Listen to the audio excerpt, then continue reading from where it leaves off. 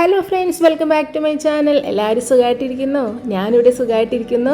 ഇന്ന് ഞാൻ വന്നിരിക്കുന്നത് നല്ലൊരു നോർത്ത് ഇന്ത്യൻ ഡിഷാണ് കാണിച്ചു തരുന്നത്. അതിനു മുമ്പായിട്ട് പുതുതായിട്ട് എൻ്റെ വീഡിയോ കാണുന്ന ആരെങ്കിലും ഉണ്ടെങ്കിൽ വീഡിയോയിലേക്ക് സ്വാഗതം.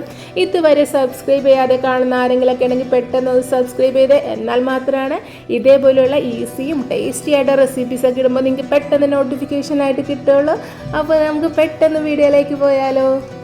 അപ്പോൾ കാണുന്ന എല്ലാവരും സബ്സ്ക്രൈബ് ചെയ്തെന്ന് പ്രതീക്ഷിക്കുന്നു. നിങ്ങളുടെ ഫ്രണ്ട്സ് ഗ്രൂപ്പിലും ഫാമിലി ഗ്രൂപ്പിലൊക്കെ ഒന്ന് ഷെയർ ചെയ്ത് കൊടുക്കണം. അവരും ഇതേപോലെയുള്ള ടേസ്റ്റി ആയിട്ടുള്ള റെസിപ്പീസൊക്കെ ട്രൈ ചെയ്ത് നോക്കട്ടെ.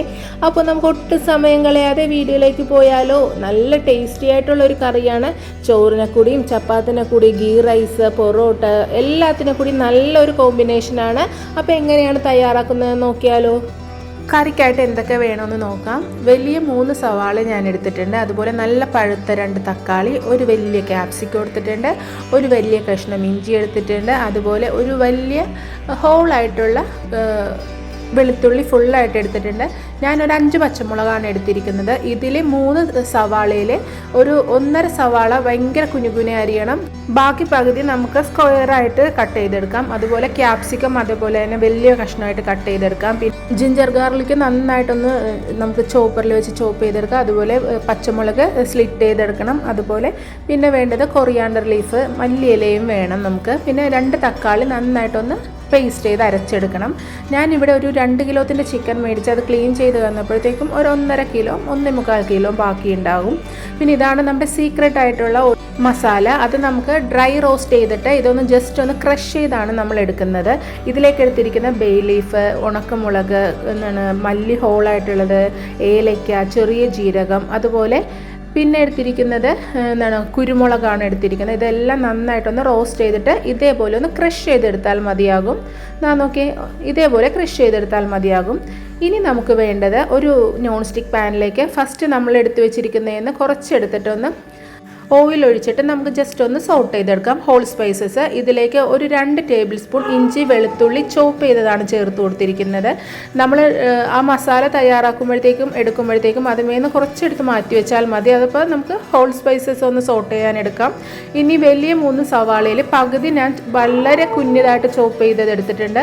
അത് നന്നായിട്ട് നല്ല ഗോൾഡൻ കളറാവണ വരെ നന്നായിട്ടൊന്ന് സോട്ട് ചെയ്തെടുക്കണം. ഇതിലേക്ക് ബാക്കി 1.5 സവാളയും ഒരു വലിയ ക്യാപ്സിക്കവും ഇതേപോലെ ഡയസ് ചെയ്താണ് നമ്മൾ ചേർക്കുന്നത്. എല്ലാം കൂടി ഹൈ ഫ്ലെയിമിലിട്ട് നമുക്ക് ജസ്റ്റ് നന്നായിട്ടൊന്ന് സോട്ട് ചെയ്തെടുക്കാം. ഇനി നമുക്ക് വേണ്ട മസാലപ്പൊടികൾ: മല്ലിപ്പൊടി 1.5 ടേബിൾ സ്പൂൺ, മഞ്ഞൾപ്പൊടി 1/2 ടേബിൾ സ്പൂൺ, അതുപോലെ കാശ്മീരി മുളക് പൊടി 1 ടേബിൾ സ്പൂൺ. ഇത്രയാണ് ചേർത്ത് കൊടുക്കുന്നത്. ഫ്ലെയിം അങ്ങോട്ട് ചെറുതാക്കി വെച്ചിട്ട് നന്നായിട്ടൊന്ന് സോട്ട് ചെയ്തെടുക്കാം. അതിൻ്റെ മല്ലിയുടെയൊക്കെ ആ റോ ഫ്ലേവറൊക്കെ മാറുന്നവരെ നന്നായിട്ടൊന്ന് സോട്ട് ചെയ്തെടുക്കണം. കുറച്ച് സമയമെടുത്ത് നല്ലൊരു ഡാർക്ക് ബ്രൗൺ കളർ ആവണ വരെ നന്നായിട്ടൊന്ന് സോട്ട് ചെയ്തെടുക്കണം. നല്ല രീതിയിലൊന്ന് സോട്ടായി വരുമ്പോഴത്തേക്ക് അതിലേക്ക് 1 ടീസ്പൂൺ നമ്മൾ നേരത്തെ ചതച്ച് വെച്ച ആ ഒരു സീക്രട്ട് മസാല എന്ന് പറഞ്ഞില്ലേ, അതും കൂടി ചേർത്ത് നല്ല രീതിയിലൊന്ന് സോട്ട് ചെയ്തെടുക്കണം. നോക്കിയാൽ നല്ല രീതിയിലൊന്ന് സോട്ടായൊക്കെ വരുന്നുണ്ട്. നമ്മൾ ഈ ഡ്രൈ റോസ്റ്റ് ചെയ്യണതിന് മുമ്പായിട്ട് ആ ഹോൾ സ്പൈസിൽ നിന്ന് കുറച്ചെടുത്ത് മാറ്റി വെച്ചാൽ മതി. അപ്പോൾ നമുക്ക് ആദ്യമേ ഒരു ഹോൾ സ്പൈസസ് ഇട്ട് നമ്മൾ എണ്ണയിൽ സോട്ട് ചെയ്യില്ലേ, അതിലേക്ക് ആഡ് ചെയ്ത് കൊടുക്കാം. പിന്നെ നമ്മൾ ഈ കഴുകി വൃത്തിയാക്കി വെച്ചിരിക്കുന്ന ആ ചിക്കനും കൂടി ഇട്ടിട്ട് നല്ല രീതിയിലൊന്ന് കുക്ക് ചെയ്തെടുക്കണം. നമ്മൾ ഇതിലേക്ക് ടൊമാറ്റോയുടെ പ്യൂരിയാണ് ചേർത്ത് കൊടുക്കുന്നത്. അത് നമുക്ക് ഒന്നെങ്കിൽ നമ്മൾ ഒണിയനൊക്കെ ഇട്ട് സോട്ട് ചെയ്യൂലേ, ആ സമയത്ത് ടൊമാറ്റോ പ്യൂരി ഇട്ടാണെങ്കിലും നമുക്ക് നന്നായിട്ടൊന്ന് സോട്ട് ചെയ്തെടുക്കാം. അല്ലാന്നുണ്ടെങ്കിൽ ഈ ചിക്കൻ ഇട്ട് നന്നായിട്ടൊന്ന് നല്ല രീതിയിലൊന്ന് കുക്കായി വരുമ്പോഴത്തേക്കും അതിലേക്കാണെങ്കിലും ഈ ടൊമാറ്റോ പേസ്റ്റ് ചേർത്ത് കൊടുത്താൽ മതിയാകും. 2 രീതിയിൽ ചെയ്താലും ആ ടൊമാറ്റോൻ്റെ റോ ഫ്ലേവറൊക്കെ നന്നായിട്ട് മാറി കിട്ടിക്കോളും. അപ്പോൾ ആ ടൊമാറ്റോയുടെ പ്യൂരിയും കൂടി നമ്മൾ ചേർത്ത് കൊടുത്തിട്ട് പാകത്തിന് ഉപ്പും കൂടി ചേർത്ത് അത് ചിക്കൻ നന്നായിട്ടൊന്ന് കുക്കാക്കാൻ വെക്കുന്നുണ്ട്. ചിക്കൻ അവിടെ നിന്ന് കുക്കാവട്ടെ. ഇനി നമുക്ക് ഇതിലേക്ക് ഒരു പേസ്റ്റും കൂടി ചേർത്ത് കൊടുക്കണം. അത് നമുക്ക് തയ്യാറാക്കിയെടുക്കാം.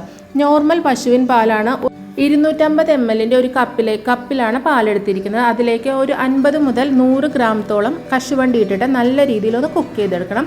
അതിനുശേഷം നന്നായി ഒന്ന് തണുത്തതിന് ശേഷം മിക്സിയുടെ ജാറിലിട്ട് നല്ല രീതിയിലൊന്ന് നമുക്ക് പേസ്റ്റ് പോലെ അരച്ചെടുക്കണം.